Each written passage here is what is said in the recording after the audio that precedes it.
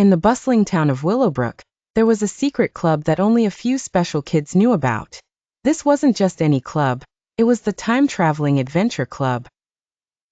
The members were all best friends, Ella, Max, and their little brother, Sammy.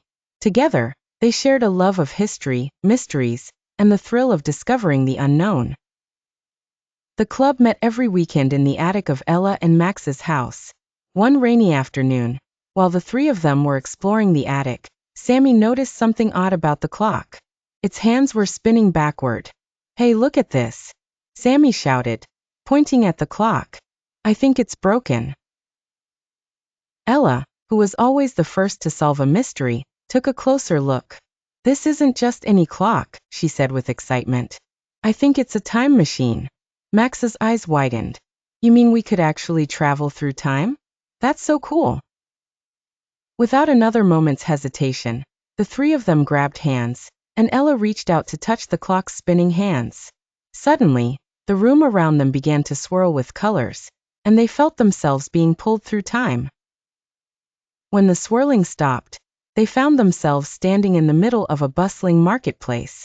"Where are we?" Sammy asked, looking around in awe. Ella quickly checked a calendar hanging on a nearby wall. "We're in 1776. This is the year the Declaration of Independence was signed." Max grinned. "This is amazing. We're in the middle of history. But what should we do first?" As they wandered through the market, they heard whispers about a secret meeting happening that night in a small tavern. The three friends decided to investigate.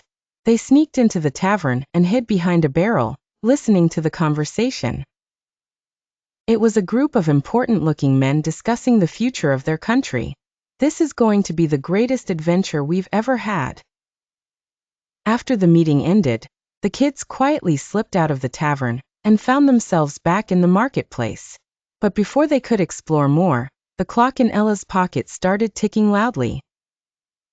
"We have to go back," Max exclaimed. They hurried back to where they had arrived, and with a touch of the clock, they were once again swirling through time. When they landed, they found themselves in a completely different place. The air was warm, and the sky was filled with the hum of giant, colorful insects. They were in a prehistoric jungle. "We must be in the age of the dinosaurs," Sammy said, his eyes wide with excitement. The three of them crept through the thick foliage, amazed at the towering trees and the strange creatures they saw. They even spotted a family of triceratops grazing in a clearing. But when they heard a loud roar in the distance, they knew it was time to move on. Ella quickly touched the clock again, and they were whisked away to another time. This time, they found themselves in ancient Egypt, standing at the base of a massive pyramid. "This is incredible," Max whispered. "We're seeing history being made right before our eyes." As they explored the pyramid, they found a hidden chamber filled with treasures and hieroglyphics.